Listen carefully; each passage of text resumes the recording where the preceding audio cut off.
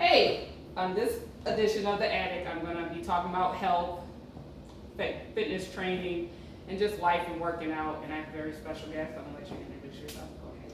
I'm Mia. You always look at you. Huh? You want me to, am I still looking at you? Okay. Yeah, I'm Mia Wana. I'm from St. Paul. I work out of Element Gym and I also work for St. Paul Parks and Rec. Okay, before we get started, tell us a little bit about yourself and your journey into health. And did you have weight problems or anything like that? Let us know about that. Well, I was an athlete in high school. I ran track and cross country. I was good. If I had kept that up, I feel like I could have been Olympic bound. I was really good. Mm-hmm. I loved it, and then I just quit cold turkey out of nowhere. Then life ventured on, and then I got back into it actually right around 2013. I was going through treatment, Mm-hmm. and so I knew that I didn't want that recovery weight to come back on. So I was trying to be proactive, and my counselor, she got me a membership at the Y. And then it just snowballed from me just working out, trying to be consistent with that, and then just repeatedly going back to the Y, and then meeting new people, and I got connected with a weight loss coach, and then I competed in a bodybuilding competition, and then I don't know, then I became a fitness instructor, Mm-hmm. and then I started training people after that. Oh, that's cool. Yeah. That is. So you became a fitness instructor. How was that? It wasn't anything I thought that I was going to do. I remember as a kid, my mom would let me stay up late after my other siblings went to bed, and then we would go into the living room and we'd find some fitness channel, and they'd do those step classes and stuff with the platform or whatever.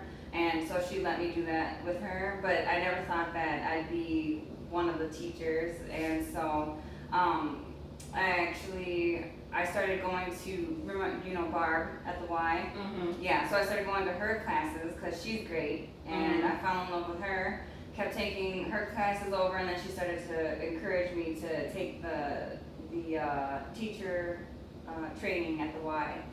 To become a personal trainer. Yeah, well, to become a fitness instructor, and so I did that, and then I started teaching classes for them, and then it evolved to the personal training from there too. So the fitness instructor and the personal trainer, are those two separate elements? They are. Oh. They are, and they're not. In what ways? Because, I mean, you could easily, so for my group exercise certifications, it's like HIIT, Mm-hmm. and then I could do like boot camp and Tabata, things like that, and bar is another one. Okay. And then again, if somebody is just a bar instructor, they may not necessarily want to work with somebody one-on-one for strength training and working on like weight loss stuff. They just go through formats and Okay. choreography, stuff like that. So you start teaching the classes, and then you become a personal trainer. Mhm. And so when you become a personal trainer, you get to meet new people, and you decide who you want to train. Do you bump into people like, I don't want to train you, or does that not happen? Well, I don't know if there may have been some people that have just been, especially now, like this part of me being a trainer, opposed to like the first round, as I call it, is a little different because I have changed modes. I've helped people with their transformations. Excuse me. I've helped people before that, they want to drop 20 pounds, or they want to look good in a bikini, or they want to see their abs, very specific transformations. And now I'm more, directing my services a lot more towards people, especially women too, but men and women that are really just, they want to be active, but they just can't even, they're too anxious to even step into a gym setting. Well, they say, they did a study in a fitness magazine. They said 65% of women don't like going to the gym because they don't want to be judged. There's only 35% men. Why do you think that is? There's the whole body shaming thing, and how we're our own worst critics most of the time, and then especially women, because because of weight loss or weight gain, women having children, women being stress eaters, women starving themselves, and then they're looking at the person that has been extremely disciplined and consistent over probably a long amount of time, and they're comparing themselves to that person. Yeah. When really it's like, it's not, and so that's where I hope to step in, is to help people just be happy with what you have going on right now, right here. Because just because you step into a gym doesn't mean that you wanna look like the girl with the abs and the little shorts and like the walking around in the sports bra. That doesn't necessarily mean healthy. Healthy for everybody is something different. It is. But for me, I'm speaking personally, healthy has to do a lot with nutrition. Yeah. So you can be the smallest person ever, but you don't eat right. And some people, they get that very confused. They think because they're small, they're healthy. Yeah. And then I can go to the gym, I'm a more thicker woman.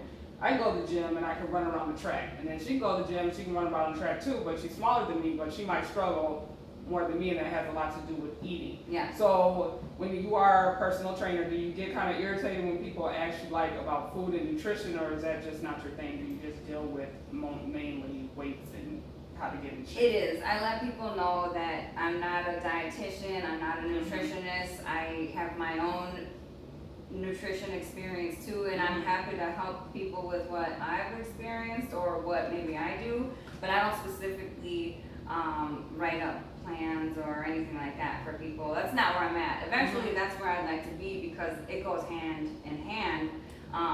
You know, but people, there is a specific person I know that I have worked with, and she was very obsessed with food.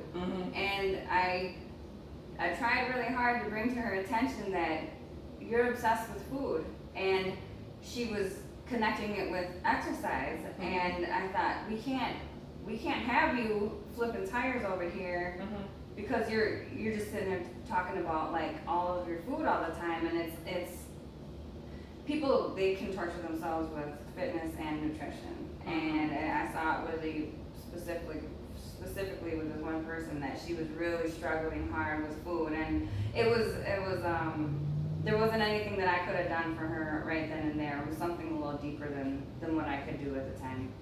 Oh, okay. A lot with personal training, like you can go to the gym, say you start off at the gym, you can lose a good 60 pounds in a year.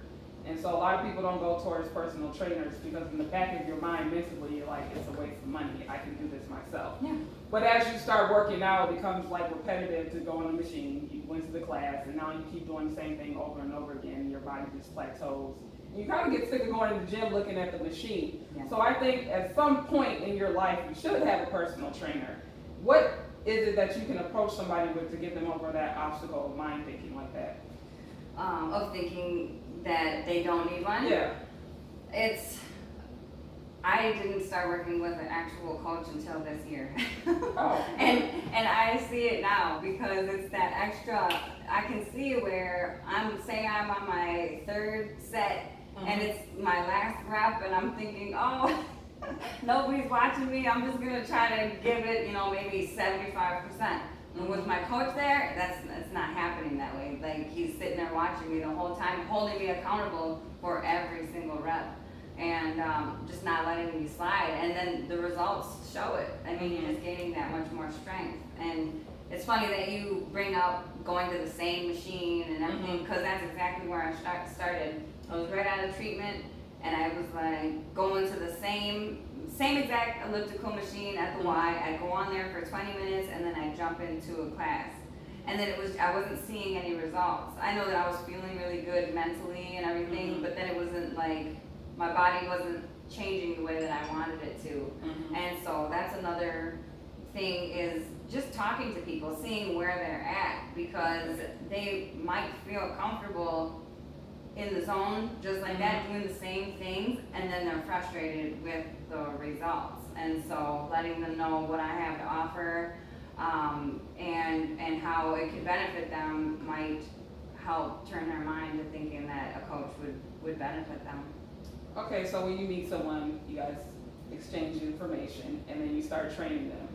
what time do you tell them, like 90% is basically you, and I'm 50%? When do you lay that all out there? Because a lot of people don't know that. You get a trainer and think it's just all the trainer. I can come into a session and just give like maybe 10% if I feel like it. So at one point, do you tell them, you know, I don't see you progressing, or is that rude? Well, it's how you deliver it Mhm. too, because I don't ever wanna. I kind of struggled with that whole reputation of being one of those coaches that, oh, I can't work with you because you're gonna kick my ass. And Mhm. at first I thought it was cool, you know, but then I start to see that I don't want to be received that way. Mhm. But it just depends, because if they're going through emotion and it's something that I've got to catch right away so that they don't hurt themselves, then I just let them know what I see. It's just kind of like active listening almost. Like, I'm like, okay, this is what you were doing, this is what I see you doing. So then that way they can see what I see, and then they know how to correct it. Okay, that's good. Mhm. So, I want to talk about the person that overly works out. How much are you like with, I'm trying to word this properly, the knowledge of telling the person, say I like to work out in the morning, and then I work out in the evening. And so I already have a trainer. Is that really necessary to do? At what point do you slow your body down? Sure. How would you tell a person like you're doing too much? Mm. Or is it necessary to slow down, or you just work out in the morning, work out in the evening, and then have a personal trainer? Well, I know that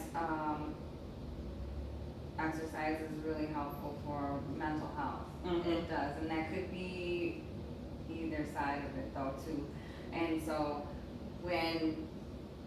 the one thing that comes to mind when I hear about people doing 2-a-days is Mhm. because they're preparing for a competition or something. If they aren't, then I ask them, well, why? You know, I mean, maybe they're doing their cardio in the morning. Maybe it's like a fasted cardio or Mhm. something, and then they do their strength training in the evening. So Mhm. maybe it's some kind of split like that that helps their schedule. Then again, like I said, they tend to torture themselves with exercise too, where they're just going in there. How I relate to this is where I was a year ago, Mhm. and I was preparing for a bodybuilding competition. And I was going in there, I was doing way too much in my life. I was just trying to juggle way too many things. And then I was also spending 2 hours at a time in the gym every day. Mhm. And I was going in there not even thinking about why I was doing what I was doing, which is why I like to set an intention all of the time now. And really, that's all I was doing, was just going there, just torturing myself, not even thinking about why I was throwing all those weights around. And I wasn't feeling good. It was just really robotic. Mhm. And it's just like with eating. People Yeah. get really robotic with the eating too. Mhm. So, I mean, just splitting it up, or maybe if that's what it is and they're used to that, then maybe switch modes or something. Okay. What do you mean by switch modes? Say if it's a cardio in the morning Mhm. and it's strength training at night, then maybe like some yoga in the Okay. morning. Maybe Uh-huh. yoga and meditation. Mhm. Just bring it down. And then if at night, then maybe just like a quick hit session or something. Okay. Because HIIT's really good for spiking the metabolism and things like that. You can get a really good sweat in a short period of time, and it doesn't take up a whole bunch of time. So, how many days out of the week do you think a person should averagely work out? 3 to 6, because anything less than 3 is considered sedentary.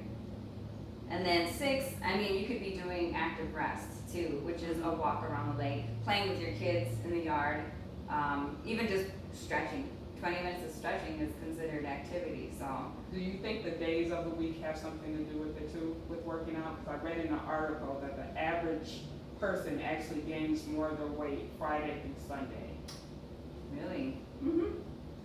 I can find some truth to that, because during the week you're busy, and then your body becomes at rest during the end of the week, and that's when people start eating, partying, and going. yeah, staying up late, Mhm. sleeping in. So yeah, and that's when I think it's important to just bring it down a couple notches on the weekend even. I mean, just take it easy on the weekend. Maybe you could have one Saturday morning, like Mhm. do something a little bit more intense, but just shorter time.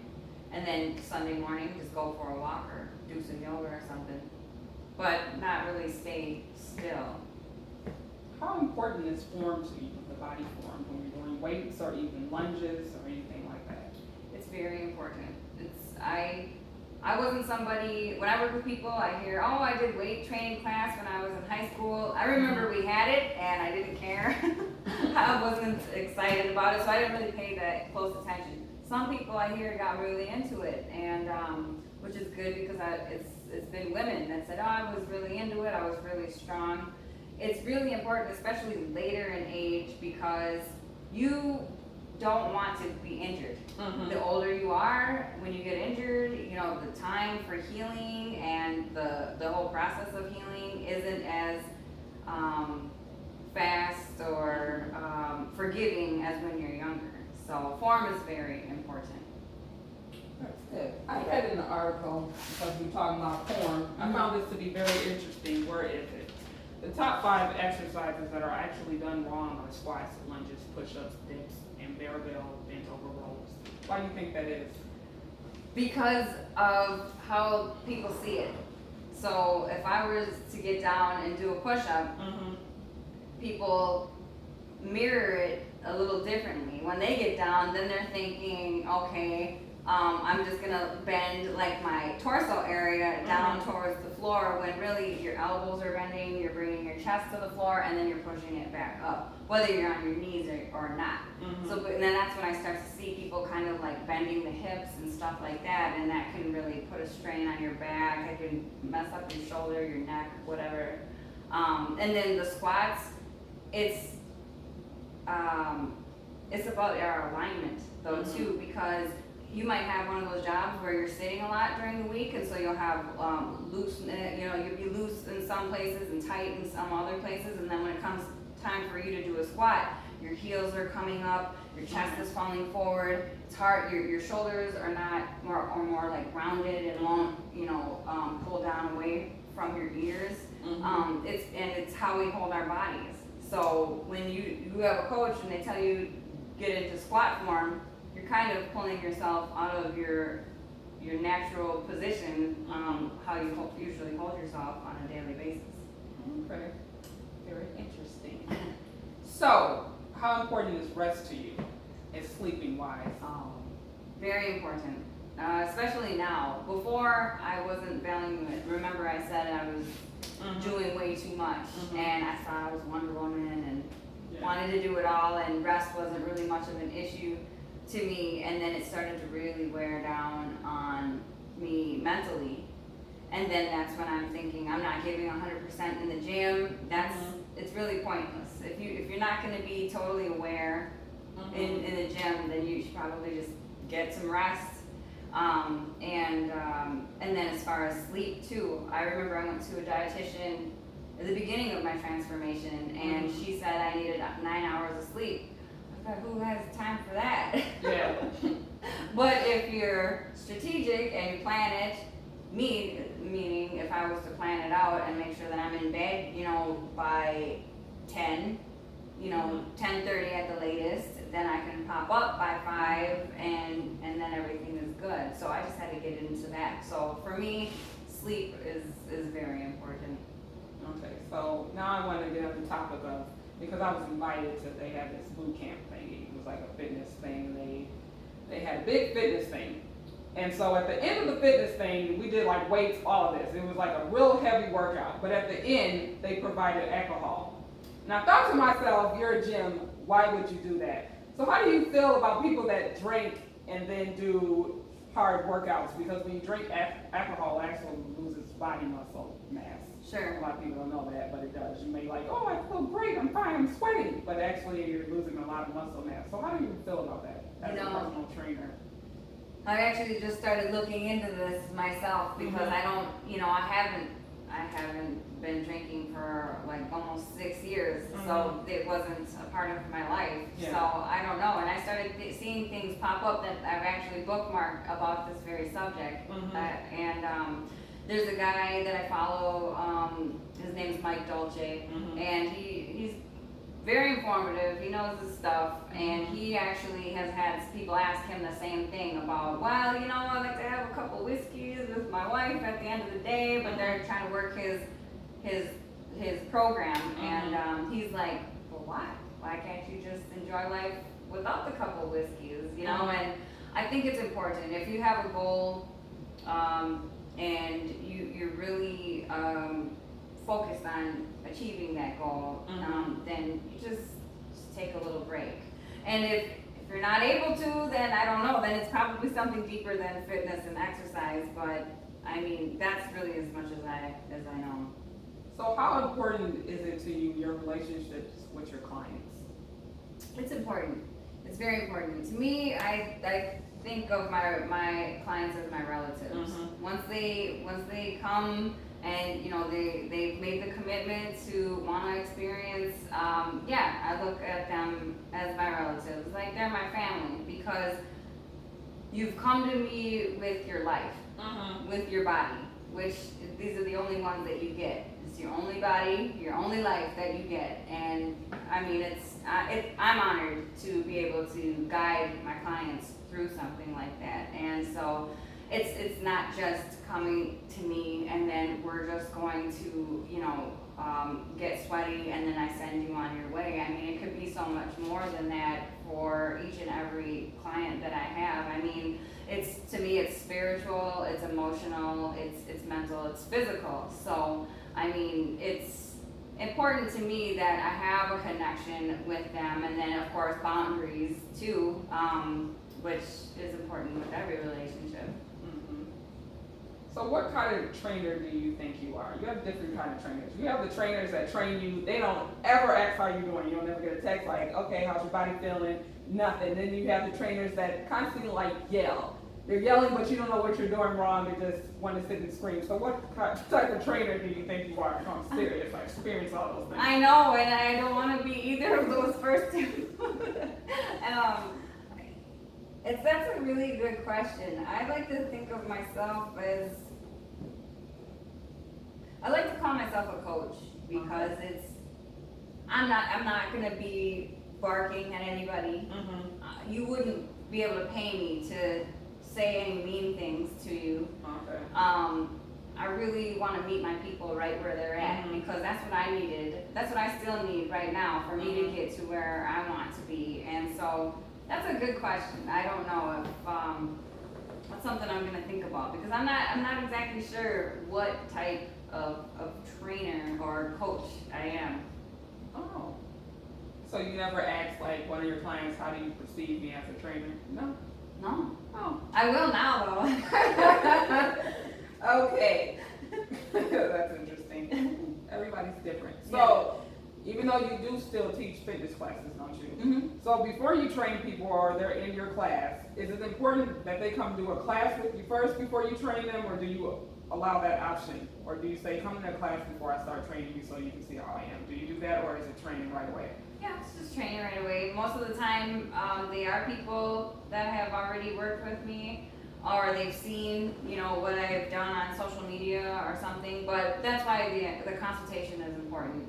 Usually consultations last an hour. Mine have been kind of lasting almost 2 hours, because it's just like it's not like an interview, but it's just a get to know each other type of session. And I just let people know that, I mean, that they can be comfortable with me, and that, you know, they're safe with me, and I'm not going to like just throw them out there. So during the consultation, can you explain what exactly it is? Because some people don't know what consultation is. So the consultation, it's free, of course. You come in, you meet with me, and then I just let you know a little bit about my background and how I am here to serve you. And then we talk about everything that that you would need from me, and what it is that I can do for you, and then we go from there. So during the consultation, you meet someone, they tell you they're allergic to burpees, and they don't like doing push-ups. Do you listen to that, or do you push that more? Because they say in life we should be pushed towards stuff we don't like. Sure, and I agree with that. And at first I thought, okay, well, I wanted to be more friendly, and okay, I'll give them exactly what they want, and you know, but then there's ways to ease into that, and I I really believe that there's reasons that people say that they don't like it, and that goes back to breaking out of that shell or that position that we're used to having our body in. And if you don't wanna break out of your shell to do a burpee, then you're kinda limiting yourself. So if you can, if I can coach somebody to just ease into that and then just build up to it, and then, I mean, they don't have to fall in love with it, but at least they can say, well, I can do it. I feel maybe a little better about it or something. It's a confidence builder, really. Okay. I was working out with an instructor one day, and he said you should never start any workout without getting your heart rate up. Why is that? Do you agree with that? The warm up. I mean, send the blood to the muscles and get you warmed up. I mean, if you were just sitting there at the desk all day and then decided to just start doing a circuit training or something, you could probably end up feeling like you're gonna faint. You actually could faint or pass out or throw up or something like that. But yeah, I think it's just a preparation, just to keep you safe and free from injury, and you don't want to get anybody to get the wrong idea about an exercise either, too, like you're just throwing them out there. So, and there's different ways to warm up and everything, so I guess it just depends on how they have you warming up, whether you like it or not. Now we want to talk about money, because when it comes to personal trainer, it is about money, and we know that you care beyond the money. But what are some price ranges? It's just like when you work out at the gym, like some gyms are like a mortgage, like you pay a mortgage every year. So once you pay that money, I think people should be more consistent than actually going. So what are your price ranges? Are they fair or are they up there? I think mine are fair. Okay. I've been told too by many people, oh yeah, that's good, that's, and then especially compared to other trainers at my gym too, it's considered fair. Because I want it to be reasonable, of course, and yes, worth my time. And I don't, it's, a lot of people have the wrong idea about eating healthy and exercising, that it's going to cost a whole bunch of money. And then again, I mean, just to have that accountability and that motivation and then that extra support too. I mean, mine is, I have 12 sessions a month at $275, which breaks it down to about $24 a session. And it's one-on-one right now. I haven't opened it up to like a group thing yet, but I mean, I'm just kind of waiting for all of my clients to get comfortable with where they're at, and then I'll open it up to a group thing. But and then I have my weekend rates though too. You know, if you want to see me on the weekends, then that's $95 a session. And then, you know, I also have classes, offers too, which I teach bar and I teach HIIT. So it's just like $25 a class. Otherwise, I have a 10-pack for $150. Okay. What exactly is bar? What is that? Bar is it's considered low intensity class. It's a barefoot class. It's 1 hour. And it's like a fusion of Pilates and yoga, and then they also incorporate the ballet bar, and then there's light weights, resistance band, and then like a Pilates ball. It's just like a little plastic ball here. And then what bar does is activates the stabilizer muscles. So the little muscles underneath the big ones, and there's a lot of full range motion. And then there's pulsing and holding. So it's a little bit more dancey, but there's no choreography. Okay. So that's good for strength training. Yeah. Well, that's good. Yes. And you said you have hour-long sessions, maybe 30-minute sessions. No 30-minute sessions. I think I did that before, and I guess it just depends. It depends on where the client is at. And then again, right now I'm using mindfulness and meditation as part of it too, so that really just kind of adds to it. It would end up being close to an hour anyways, so. Okay. You also offer being massaged, don't you, as well? Yes. Why is that offered now? Because I believe it wasn't offered before in some training. Why do they offer that now? I offer it because of I don't want people to be discouraged. For me, when I work out and then I have the DOMS, the delayed onset of muscle soreness, I get all geeked and I'm excited, like, oh, I can barely walk, you know, and I can barely sit down. I like that stuff. Not everyone does.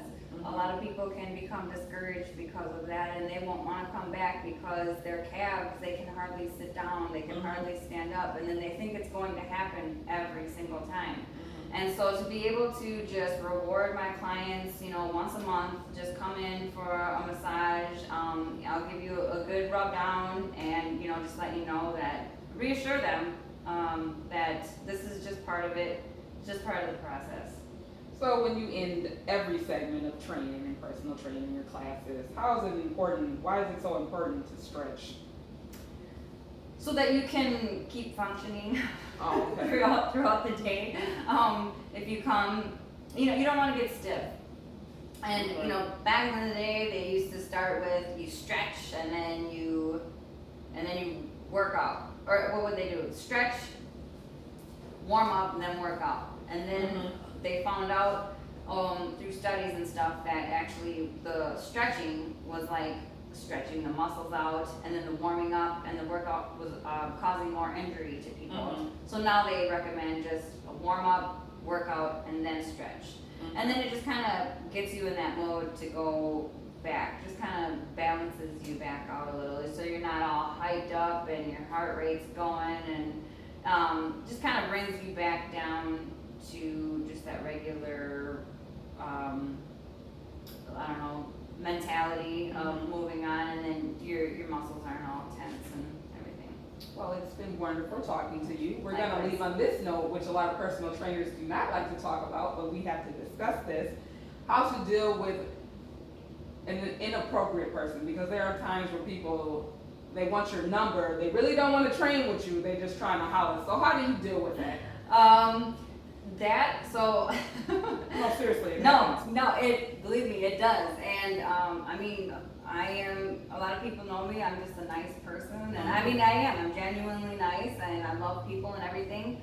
It's just when that line is crossed, I just let it be known, like, this is not appropriate, and I won't. I mean, nowadays you can block people, and That's the problem, people love blocking Yeah. people. Can't block people out your life.